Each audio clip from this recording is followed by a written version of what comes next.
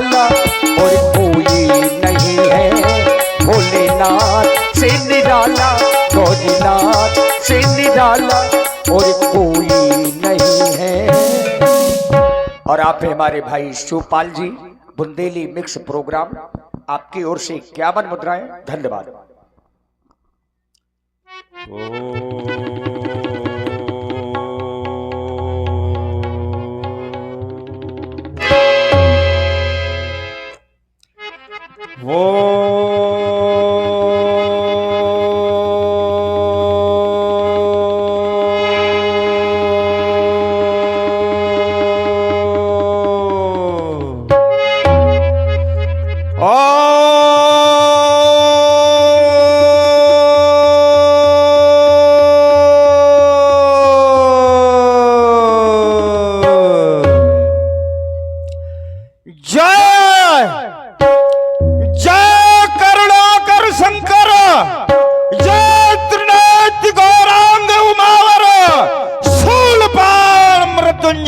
शशिधर हार हार हार।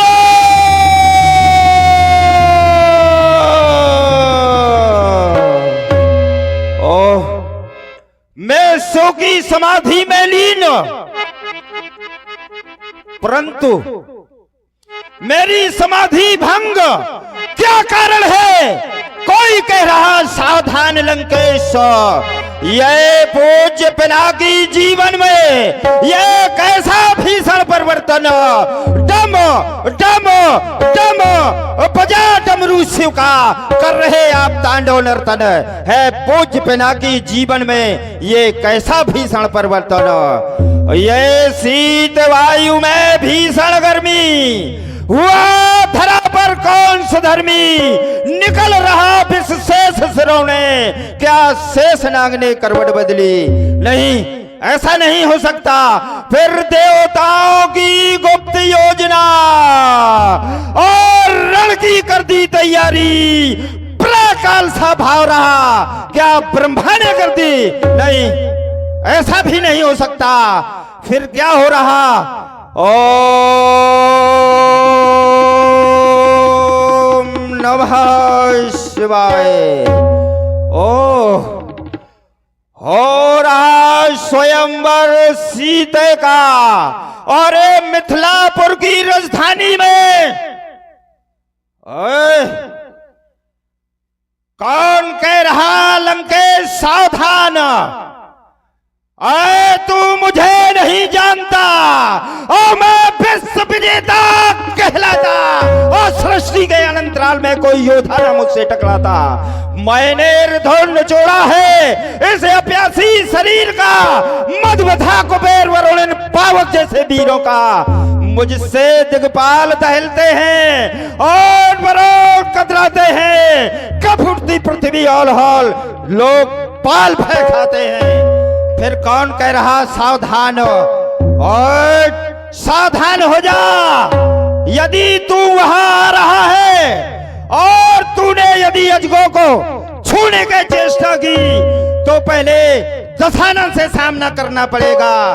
तुझे ज्ञात नहीं, मैं काल जीत मत वाला हूँ, और जिसके काटे का मंत्र नहीं ऐसा भुजंग विष वाला हूँ। मेरी मजबूत भुजाओं ने कैलाश पहाड़ उठाया है, यम इंद्र कुबेर वरुण इन बाणों से थर्राया है। सूर्यदेव संकेतों पर और पूरब से पश्चिम जाता है, और डिवड़ी पर मेरे पवन देव ठंडाता और गरमाता है। मुझसा पंडित और मुझसा योद्धा और त्रिभुवन और न दूजा है। अपने शीशों को काट काट शिव शंकर को मैंने पूजा है। सावधान हो जा, मैं आ रहा हूं मिथिला में। सावधान।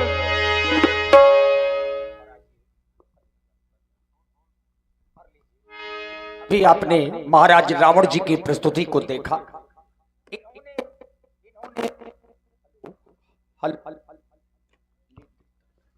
हेलो, इन्होंने जाना कि मिथिला में सिंह स्वयंवर चल रहा है, तो अब चल पड़े उस मिथिला की ओर।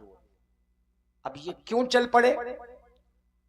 चूंकि इन्हीं की चौकी में ताड़ुका नाम की राक्षसी रहती है। समाचार मिला कि ताड़ुका मारी गई। आखिर किसने मारा? अयोध्या के राम ने मारा। राम कहां है? मिथिला गए हैं धनुष यज्ञ देखने।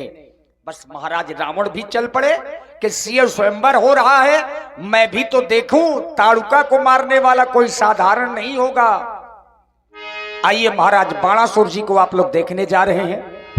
मैं तो दीवाना भोले का दीवाना, दीवाना मैं तो दीवाना भोले का दीवाना। ओम नमः शिवाय, ओम नमः शिवाय, ओम नमः शिवाय। कर्पूर गौरम करुणावतारम संसार सारम भुजगेन्द्रहारम सदा वसंतम हृदयारविंदे भवम भवानी सहितम नमामि। ओम नमः शिवाय, ओम नमः शिवाय, ओम नमः शिवाय। ये क्या, मैं अपना ध्यान भगवान शंकर के चरणों में लगा रहा था, एकाएक मेरी समाधि का भंग हो जाना, ये क्या कारण हो सकता है? अरे ये कौन कह रहा है, बलि पुत्र बारे सावधान। ये सावधान शब्द कैसा? अरे कौन माई का लाल ऐसा पैदा हो गया जो बारिश को सावधान कर रहा है? आज ये मेरा मन क्यों अचानक भूलोक में जाने को मचल रहा है?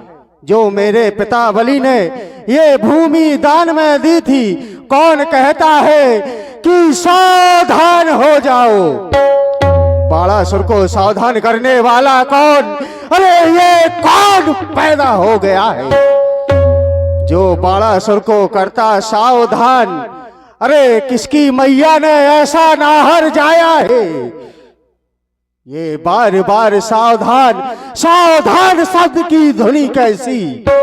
भोलेनाथ, क्या आपका वो दूसरा नेत्र खुल गया या रक्त से भरा वो मां काली का कपर खाली हो गया? आज मेरा ये मन क्यों बार बार भूलोक में जाने को मचल रहा है? ये सावधान सावधान सावधान करने वाला कौन? भोलेनाथ ज्ञात कराओ, भोलेनाथ ज्ञात कराओ। क्या आप ज्ञात नहीं कराएंगे भोलेनाथ? तो मुझे अपनी माया से ज्ञात करना होगा कि क्या कारण हो सकता है। ओम नमः शिवाय, ओम नमः शिवाय, ओम नमः शिवाय। विदित हो गया, मिथिला के राजा महाराज जनक अपनी पुत्री सीता का स्वयंवर कर रहे हैं और उस स्वयंवर में महाराज जनक ने हमको नहीं बुलवाया। क्यों? क्योंकि महाराज जनक और हम दोनों गुरु भाई हैं। अक्सर ऐसा ही होता है, जब एक पिता अपनी पुत्री का विवाह करता है तो अक्सर अपनों को ही भूल जाया करता है। पर ये आकाश मार्ग से कौन जा रहा है? अरे कौन जा रहा है? कह रहा है बारे सावधान। ओह, ये पुष्पक विमान पर कौन जा रहा है? ये पुष्पक विमान तो सिर्फ लंका के राजा रावण के पास है। लगता है कि ये निश्चित मिथिला जाएगा और वहां पर उपद्रव मचाएगा। लेकिन रावण, मैं तेरी मनमानी नहीं चलने दूंगा। यदि मैं वहां नहीं गया तो ये अनर्थ हो जाएगा। मत से मत वाला रावण मनमानी कर दिखलाएगा। पर ठहर जा, मैं तेरे पीछे ही आता हूं। लेकिन इसके पास है पुष्पक विमान और ये पुष्पक विमान चलता है इसकी मन की गति से। ये मुझसे पहले पहुंच जाएगा, लेकिन मुझे इस लंकेश से पहले मिथिला पहुंचना होगा। लेकिन करूं क्या?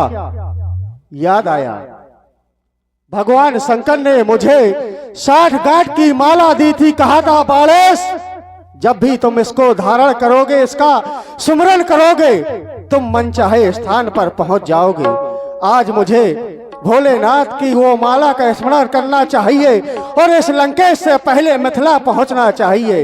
ओम नमः शिवाय, ओम नमः शिवाय, ओम नमः शिवाय। हे भगवान शंकर के आयुध बलि पुत्र बालेश का प्रणाम स्वीकार हो। सभा में उपस्थित सभी सभाजनों, महाराज जनक ने मुझको यहाँ की देख रेख के लिए रखा है, लेकिन मैं एक घोषणा कर रहा हूं कि देश देशांतर से आई हुए सभी राजा महाराजा मेरी एक घोषणा को आप सभी लोग कान खोल करके सुन ले। जिस राजा महाराजा ने आज मिथिला में उपद्रव मचाने की कोशिश की, वो बालेश के हाथों से मारा जाएगा। यह मेरी घोषणा है, इसलिए सभी राजा सावधान हो जाए। सावधान, सावधान, सावधान।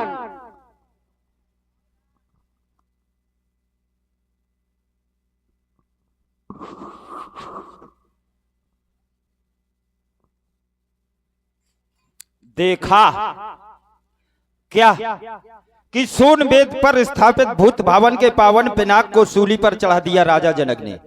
पुर नर नार सुभग सुचि संता और धर्मशील ज्ञानी गुणवंता, कहने तो धर्म के ठेकेदार और कर रहे। अरे जब मानव का हाहाकार था, जब मानव खून के आंसू रो रहे थे, तब किन्ने साथ दिया भूत भावन के पावन पिनाक को? तुमने मानव के आंसू पोंछे और आज सूली पर चढ़ा दिया। वाह! और सुना क्या? बोले बंदी बचन पर सुनो सकल महिपाल, प्रणव देहेगा। अरे जब प्रणय करना था तो फिर इसको सूली पर चढ़ाने की क्या आवश्यकता थी? अरे विवाह करना था तो विवाह करते, स्वयंवर करते, शर्त लगाने की क्या आवश्यकता? ये तो प्रतियोगिता है वीरों की। यदि किसी 10,000 राजाओं ने मिलकर इसको तोड़ दिया तो ये 10,000 टुकड़े करेंगे क्या महाराज इसके? यदि मेरी इन समुचित बातों का यदि समुचित उत्तर नहीं मिला तो मैं यहां विध्वंस कर दूंगा, विध्वंस कर दूंगा। सावधान! मैं जानता था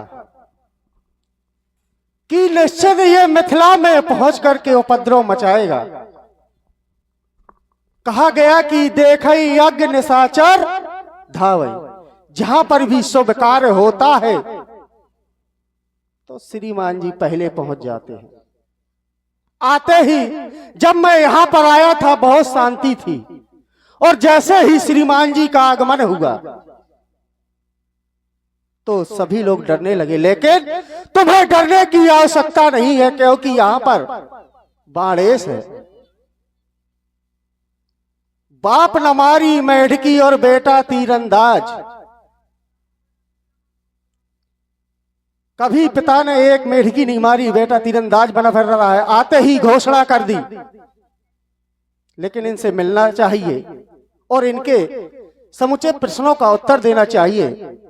कंचन नगरी के सम्राट वेदध्यायी कुलभूषण लंकेश जय शंकर की।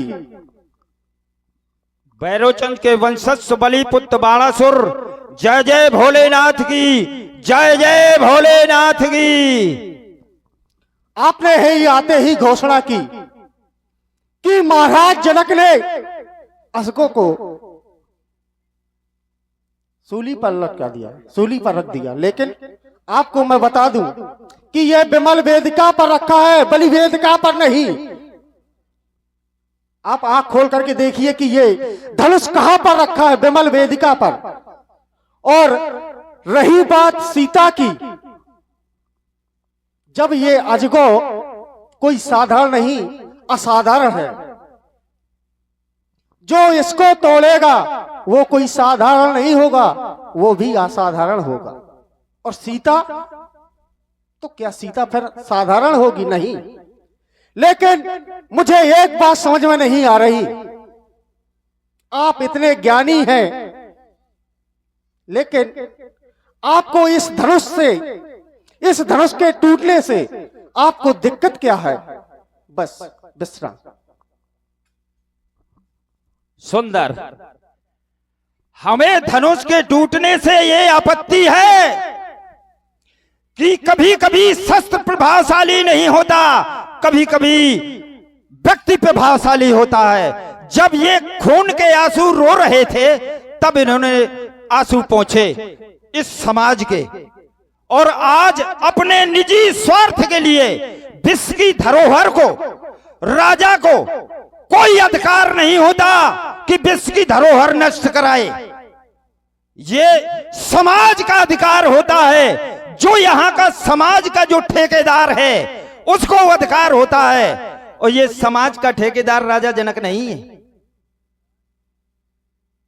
जो अध्यक्ष बनाया जाता है समाज का, उसको ये अधिकार होता है, उसको नहीं कि अपनी पुत्री के विवाह के लिए और एक परम पूज्य पिनाकी के पावन पिनाक को अपने जीवन काल में अपने पूजा अर्चना करते आए, और आज केवल पुत्री के विवाह के लिए उसे तोड़वा रहे हैं। ये आपत्ति है। बहुत सुंदर। आपने कहा कि जब इस समाज में त्राहिमाम की घोष हो रही थी तो इन्होंने साथ दिया। लेकिन क्या आपने कहा कि ये समाज के ठेकेदार का काम नहीं है? पर यहां पर मिथिला में है, राजा जनक के पूर्वजों को मिला था। आप आए देखा कि ये अजगो किस स्थिति में है। जब आज इसका उद्धार होने वाला है तो श्रीमान जी आ गए कि ये अजगो नहीं टूटेगा।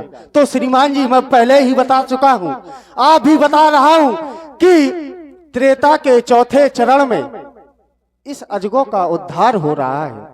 तो उद्धार होने दो, और हमारा फर्ज भी रहता है कि जहां पर कन्या का विवाह हो, वो चाहे अपनी पुत्री हो, चाहे दोस्त की पुत्री हो, चाहे दुश्मन की हो, लेकिन हमें वहां पर जाना है तो सिर्फ सहयोग की भावना लेकर के, दुर्भावना लेकर के नहीं। इसलिए मैं कहता हूं कि यहां पर कन्या का विवाह हो रहा है, कन्या का विवाह होने दो। अगर आपकी भुजाओं में है दम तो फिर निकल चलो मिथिला के बाहर।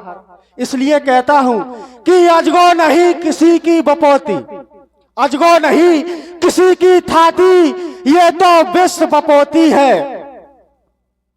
अजगो नहीं किसी की थाती, ये तो विश्व बपोती है। अगर निकल चलो मिथिला के बाहर श्रीमान जी, तुमको खुली चुनौती है। इसलिए आज धनुष कर्षण होगा होगा होगा। अब नहीं धनुष कर्षण होगा, और चमकेगी बम चंद्रहास, बालों का वर्षण होगा। ओए बालों द्वारा आग निकल कर और अंबर में लग जाएगी, और आज मैथिली अधिवेशन में महाप्रलय मच जाएंगे। लोथों के लग जाए पहाड़ और सरता बह जाएगी, और होश उड़ेंगे बलि नंदन जब बात समझ में आएगी। प्राण बचाकर भगो बाण, और नहीं तो प्राणों का शोषण होगा। अब नहीं धनुष कर्षण होगा, आज धनुष कर्षण होगा। देखता हूं किसकी मैया ने दूध पिलाया है। अरे आज धनुष कर्षण होगा, ये वीरता दिखलाओगे तो तुम्हें खामोश कर देंगे, मारेंगे यही पटक पटक कर बेहोश कर देंगे। जो भरा है अहंकार सीने में उसको भी चकनाचूर कर देंगे।